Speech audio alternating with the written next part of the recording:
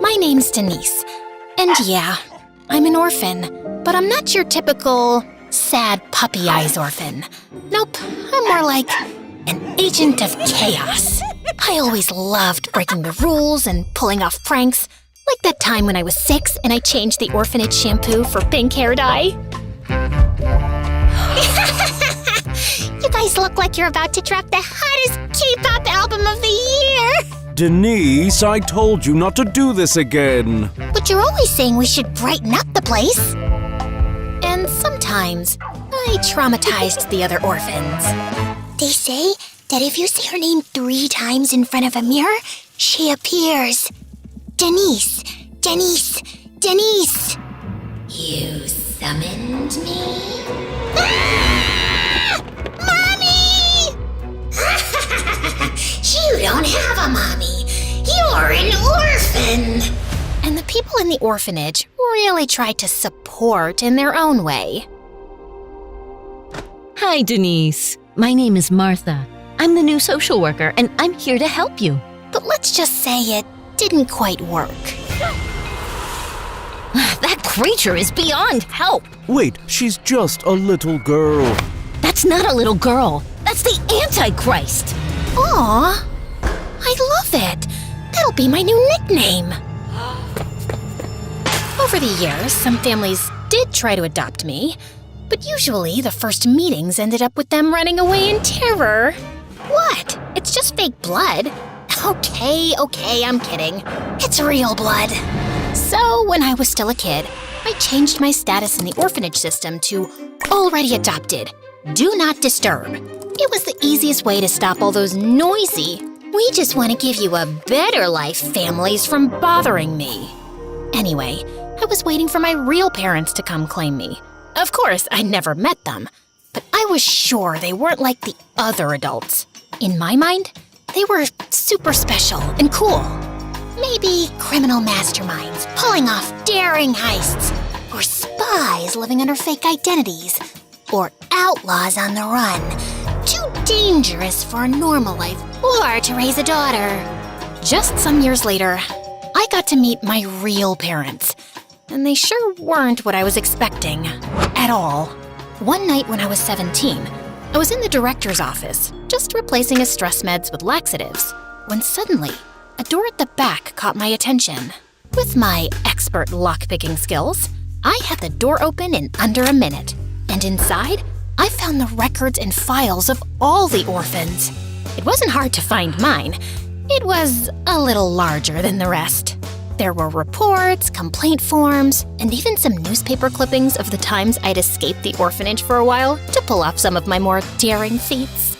Oh my God, it's like someone made a scrapbook of all my greatest hits. Then, tucked between all the chaos, I saw it, an old page with 2 names under the heading Parents. My heart stopped. Carmen and Henry Blandon. Sure, their names didn't scream criminal masterminds, but they were there, and there was even an address. That same night, I stuffed my file into my backpack and ran away from the orphanage. After a couple of days of hitchhiking and borrowing some strangers' cars, I finally arrived at my parents' address. It was a suburban house with well-cut grass and a family car. It wasn't what I was expecting, but I was ready to know the truth. I was about to approach the door when it suddenly opened, and I finally saw them. A woman in mom jeans who looked like she hadn't updated her haircut since the 90s, and a man who looked like he got excited about filing taxes. Don't forget our dinner date for Blandentines Day. Wouldn't miss it for anything. You, me, dumplings, and slow dancing in the kitchen. You sure you can handle that much romance? Only if you wear those socks with the little tacos on them. Ew! I wanted to scream, get a room! And just then, a girl about 13 years old walked out, wearing a high ponytail and a unicorn backpack. That had to be my sister? Ew, I forgot it's Blandentine's Day. I'll see you at 7, honey. Hopefully, my breakup with Gary will be quick and painless. Wait, who's Gary? The mole on your dad's back. He's having Gary removed before dinner. I'm leaving now and never ask asking questions again. Don't run from your stepmole, Andrea. I'm blocking this whole thing from memory. As they all drove off, I was fuming. Not only were they painfully ordinary and extremely lame, they had another daughter, one that they kept. All this time, they were playing happy family while I counted cockroaches on the orphanage walls? And right then and there, I decided I was gonna do everything in my power to destroy their fairy tale life. So I tailed them from a distance, all the way to Andrea's school. The first step of my plan was to infiltrate the family. And this pathetic unicorn princess was my way in. I walked into the school with the confidence of someone who'd been going there since kindergarten. I couldn't join Andrea in her class, so I spent the morning lurking around, waiting to catch her at recess. But when I walked into the cafeteria, I saw I wasn't the only one who had beef with her. Give me my backpack and leave me alone. Or what? You're gonna call your unicorn buddies? This was the perfect opportunity to gain my little sister's trust. Just leave her alone, you moron. They all turned to look at me. Who are you, and why are you dressed like a homeless person? Don't you have a mirror at home? Oh, is that the best you have? You look like you practice your insults in the mirror every morning. Mirror, mirror, who's the lamest bully in town? Spoiler alert, it's you. The rest of the kids laughed, and you could see his bravery fizzle out. Why do you even want a unicorn backpack? That's kinda sus. What? No, it's not for me. It sells well on eBay. Right, sure. Big market for used unicorn backpacks. Shut up! You know what bullies and unicorns have in common? They both look better with a horn on their forehead. At that moment, I snatched an ice cream cone right out of the hands of one of his sidekicks, and splat! I planted it dead center on his forehead. The crowd erupted with laughter. For a second, he just stood frozen, tears mixing with melted ice cream. Then he ran off. This is not over! Sure, next time I'll bring sprinkles. As the crowd began to scatter, Andrea walked up to me. Thank you so much for saving me. Don't mention it. We good people have to stick together. You're awesome. I'm Andrea. I'm Denuni Shijira. Yep, that's the best I could come up with. Nice to meet you, Denuni Shijira. That same night, Andrea invited me to her house for dinner. She wanted our parents to meet her savior. Couldn't have planned it better. But I'd be lying if I said I wasn't nervous about it. I mean, I was about to officially meet my parents. And of course, I couldn't go dressed like this. So I went on my own transformation scene, just like in the movies. Except instead of a fun shopping montage, I just shoplifted some clothes and cosmetics from Macy's and got ready in the mall bathroom. Ugh, I hate it. I look like a Tier B Disney princess whose biggest dreams are to attend the Eras Tour and marry a dentist. I walked to the door, took a deep breath, and rang the doorbell. My parents opened the door with big smiles and, after abandoning me 17 years ago, welcomed me into their house. It was a nice place, not too big or fancy, but it felt warm, like a home. I didn't expect it to, but it kind of startled me. I had to remind myself why I was there. Ruin their life. Got it. What's that?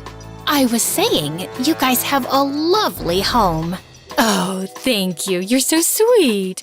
You're always welcome here. And thank you for helping her with that bully. Andrea told us everything about it. Oh, it was nothing. It was amazing, Denuni Shijira. We sat down to dinner, and honestly, it was hard to stomach how sweet they were.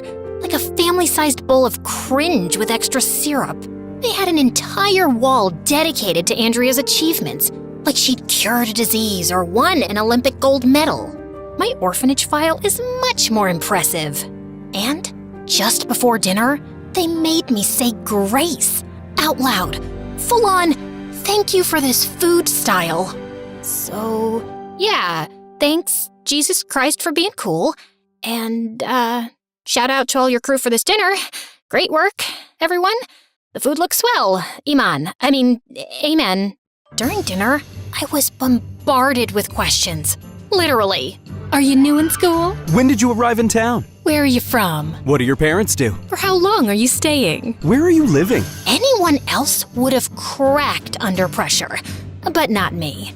I'd spent years perfecting the art of lying. Yes, today was my first day in school. I arrived yesterday. I'm originally from Oklahoma, but I'm something of a nomad. My parents are circus artists, so they're always touring around the world. Right now, they're in Asia. I'm supposed to stay here for a year. I'm living in a drafty apartment above a dry cleaner downtown, and the bathroom's outside. But hey, at least the hallway raccoon looks disease-free, and it's not a circus cage. Oh, honey! They felt so bad for me, they invited me to stay with them, just until my family came back. And Andrea was over the moon about it. Are you sure about this? I don't want to impose.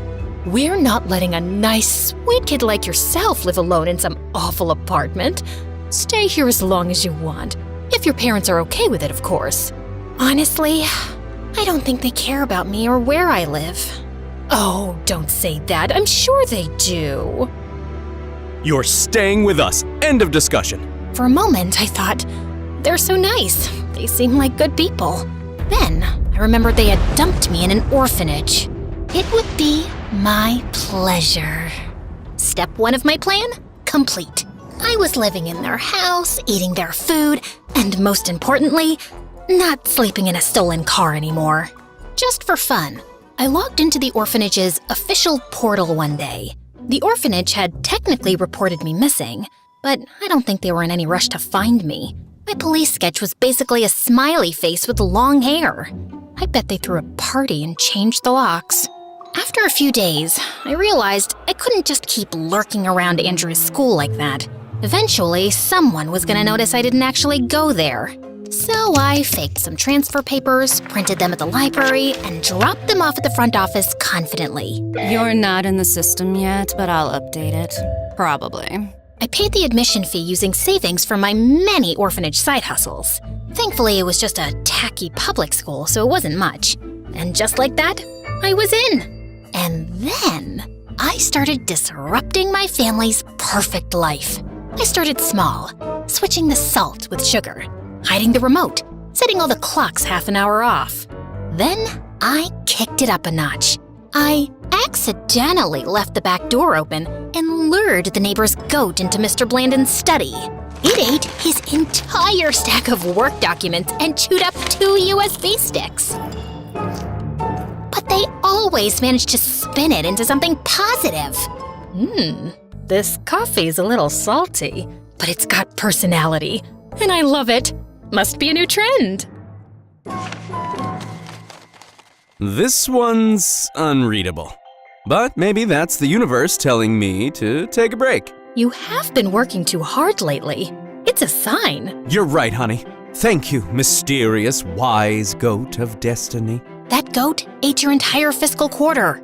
We've always said, when one USB doesn't work, another one will. Are they high on essential oils or what? I don't know if it was their sickening optimism or the fact that I just accidentally salted my cereal, but the urge to vomit kicked in hard. I was getting defeated by a family of wholesome weirdos. But then it clicked. Right there, I came up with a plan so diabolical that I gave myself the creeps. If I really wanted to get back at my parents, I had to do it through their greatest weakness. Their sweet, precious Andrea. I could corrupt her, turn their sweet little princess into a fire-breathing, chaos-spreading dragon. So I took my time to study her first. Andrea was everything I wasn't. She was a good student, sweet, polite, and had that weird habit of raising her hand before speaking, even at home. She probably recycled her homework and apologized to chairs when she bumped into them. Of course, being a nerd and a pushover doesn't exactly make you popular in school. Every day, she was bullied, but she tried to hide it from me. Yes, I accidentally dropped my personal diary in the toilet. Again. Silly me. Yeah, she even had a personal diary. What a loser. And she was obsessed with me.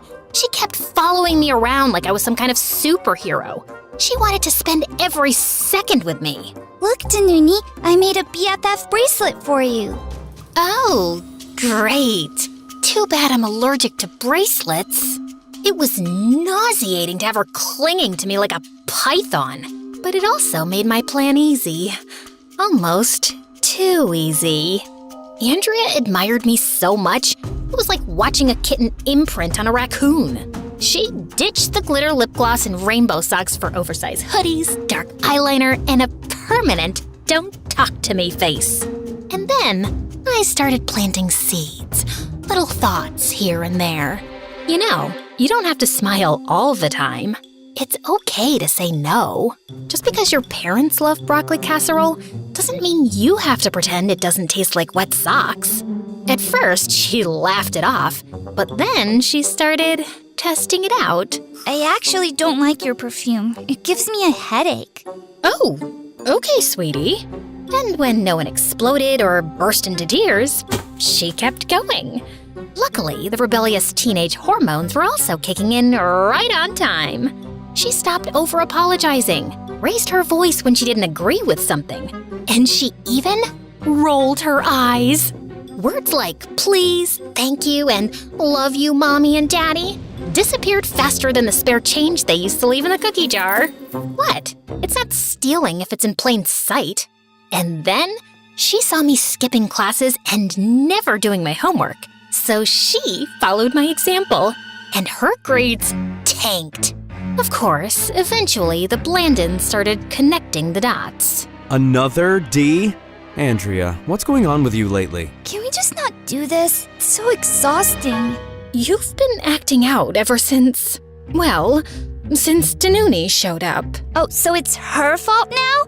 Right, because you two are perfect. We didn't say that. Just drop it. Leave her out of this. Even though Andrea defended me, it was only a matter of time before they discovered for a fact that I was the rotten seed. So, as Andrea became more like me, I became more like her. Yeah, me, the perfect daughter. Go ahead and laugh. Mr. Blandon, your baseball card collection is seriously impressive. And Mrs. Blandon, that pink sweater, absolutely stunning. Oh, you're just the sweetest. Just saying it like it is, Mrs. B. We can go to a baseball game sometime, if you want, of course. There's literally nothing I'd love more. Oh, Danuni, we owe you an apology. What for? We thought maybe your influence wasn't that great for Andrea. She's changed so much. Oh, well, it's just tough being a teenager. Exams, hormones, peer pressure, probably a boy named Jaden who plays the ukulele. It's a whole storm.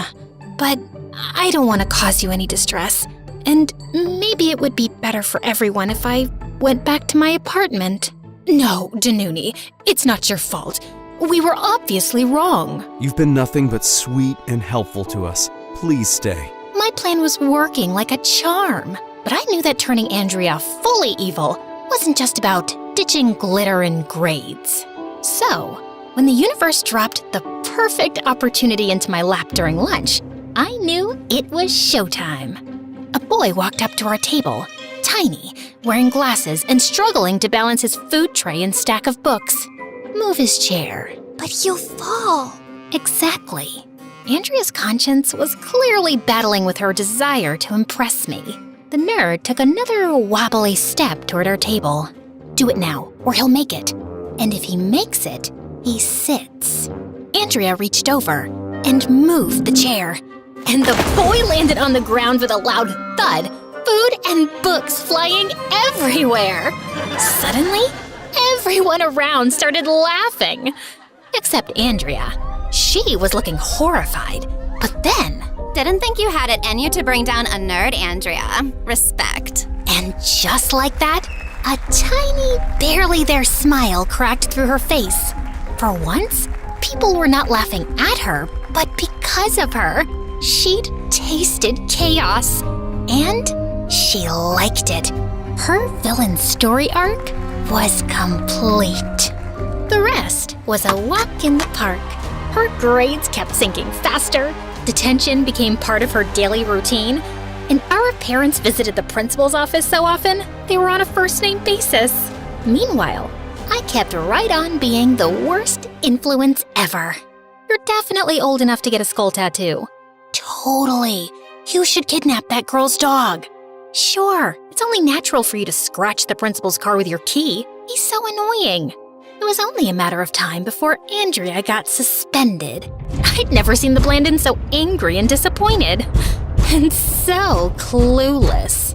Andrea, all we want is for you to talk to us. We want to understand you, to be there for you. You want to help me? Then leave me alone! I hate you two! They didn't even have the strength to scream or scold her. They were utterly defeated. And I was so delightfully sweet, they never suspected I was the one behind all this. My parents' fairy tale life was crumbling, and it was time for the final flourish. They don't get you. They never will. Sooner or later, they'll give up and send you away to some boarding school with plaid skirts and discipline drills. A little harsh? Maybe, but it worked. They've always seen me as this perfect little doll. I've always followed the rules and done the right things, and it never got me anywhere. But you don't care what anyone thinks. You don't beg to be liked. I want to know what that feels like. I want to know what made you like this. Maybe if I lived like you did, I'll finally stop feeling so weak. You want to be me? Start by making better life choices. Like what? Liking and subscribing to MSA, obviously. Already did. Good. There's hope for you yet. Okay, I wasn't used to people trying to relate to me. I didn't know why she wanted to understand me so badly. But there was rebellion in her eyes, and I knew she was ready to deliver the final blow. Then, just do what I would do. Blow it up. The next day, Mr. Blandon took Andrea to his office, thinking it would be a chance to bond, which was stupid considering she'd been acting like the spawn of Satan. First, she sent everyone running out of the office by accidentally setting off the fire alarms. Then she found the office smart speaker controls and hijacked them during an all-hands meeting. Baby Shark blared over the system for half an hour before someone figured out how to shut it off. But later that day, Andrea wandered into the break room, and as luck would have it, she overheard the CEO in full meltdown mode on a call, yelling about cutting staff like fat from a steak. Naturally, she recorded the whole thing on her phone, snuck back to her dad's desk when he was in a meeting, and uploaded the video straight to the company's internal Slack channel. Needless to say, Mr. Blandon left work that day with a cardboard box and a security escort. That night, the Blandons sent Andrea to bed without dinner. As they sat in the living room silently, I spied on them from the staircase. What are we going to do now? That job was all that kept us afloat. We're gonna be okay. How? I don't know. I did it. I ruined the lives of my neglectful parents. But it didn't feel like a sweet victory. I really hate to say it, but I actually felt bad for them. Sure, they deserved it, but Andrea didn't. She was a victim, just like me. She just wanted a friend, and I took advantage of that. And suddenly, I felt horrible. Oh my God, I feel dizzy. I went upstairs to her room to talk to her, maybe even confess, but she wasn't there, or anywhere else in the house. Her things were gone, and her window was open. Andrea ran away. What? She's gone. Babe, check upstairs again. Danuni, you take this floor. I'll ask the neighbors. We searched the whole house. Every room, every closet, every dumb hiding spot. Nothing. No one saw her. Oh, baby, we can't lose her too! Two? They looked at each other for a moment and took a deep breath. Andrea is not an only child. We had another daughter before her. This is not the time to talk about that, honey. Wait, what happened to her? They froze, a heavy silence hanging between us. When we found out we were having her, we were so happy. But we were so young.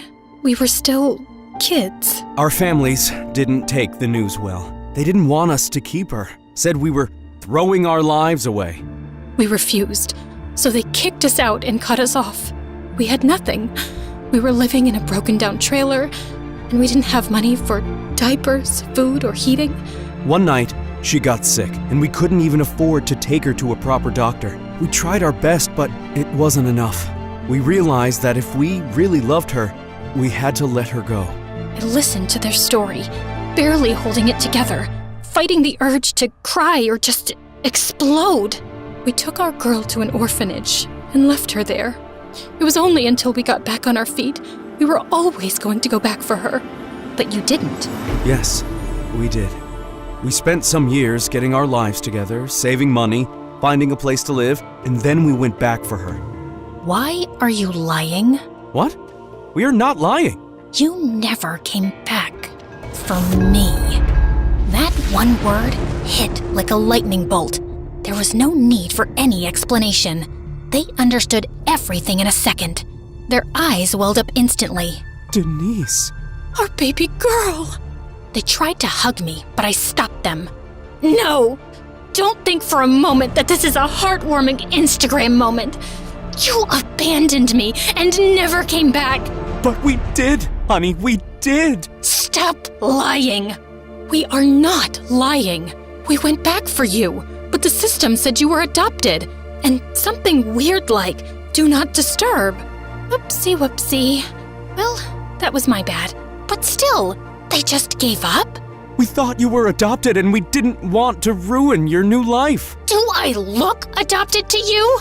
Yeah, I know that didn't make much sense, but I was too emotional. My head was spinning, and I didn't know if I wanted to cry, scream, or just disappear. I just can't do this right now. Please, just let us explain. No, stop. You had 17 years to explain. Now it's too late. I need to think. Don't follow me. They tried to stop me, but I was out of there before they could. I was more than ready to go back to the orphanage. Clearly, the family life wasn't for me. But first of all, I needed to find Andrea. I checked the school, her favorite bookstore, the sad little park where we once dared a squirrel to steal someone's fries. Nothing. Come on, Andrea. Where would you even go? That's when I remembered her words. Maybe if I lived like you did, I'll finally stop feeling so weak. Wait, no way. She wouldn't. She couldn't have found out. But knowing Andrea and knowing how much she idolized me, maybe she could have. I grabbed the neighbor's scooter and headed to the orphanage at full speed. And sure enough, I found Andrea trying to check into the 2-star hotel for abandoned kids. Look, my moral compass is pretty busted, but even I know faking being an orphan is kinda messed up. Denise, what are you doing here? So you also know my real name? I thought our parents never told you of my existence. They didn't. And then she explained everything. Mom and Dad never told me anything about you. But when I was around 10, I found an old box in their closet. Inside, there were some baby clothes, a hospital bracelet, and a lot of pictures. I didn't understand at the time who this baby was or why she wasn't around, and I just never dared to ask. But then you showed up. Wait, you knew who I was right away? No, not at first. I mean, you did raise some suspicions. Like, you gave me an obviously fake name and were weirdly eager to meet my parents. But I didn't find out the truth until I stumbled on your orphanage file while cleaning up your room. And why didn't you say something to me? I was scared you'd leave if I did. I thought our parents would recognize you in an instant, but they didn't. I just went with the flow. So, you knew about my whole ruin their lives plan? Yep, I kind of figured that one out too. Why didn't you try to stop me? Because you had every right to be angry with them. After reading your file, I understood what my parents had done to you. You had to live all your life in a horrible place like this without knowing who your parents were or why they had abandoned you. Of course you acted out. And they never even told me I had a sister. They weren't even planning to. So, you didn't go all evil and chaotic because of me? Well, yes. I mean, at least partly. The truth is, I did want to impress you. You're bold, fearless, cool, the opposite of me. I started copying you at first because I wanted you to like me. But when I read the file, I just got so mad at our parents. They deserve all we did and more after what they did. They were struggling and desperate. What, are you going to justify their actions now? No, not exactly, but I think I get them better now. They were scared, overwhelmed, and they made a horrible decision. And so did I. I hurt someone who didn't deserve it, just because I was mad and scared, and I thought it would make me feel better. I wanted to destroy them, and I used you to do it. You were just this sweet, unicorn-loving nerd, and I turned you into, well, me. That's not sister stuff. That's villain stuff, and I'm really sorry.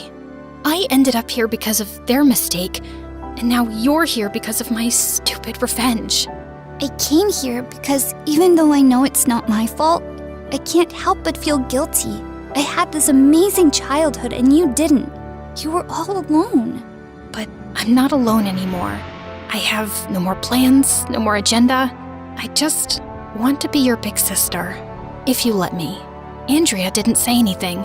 She just threw her arms around me and we hugged hard. And for the first time ever, I felt like I had a family. I didn't seem to care about the past anymore.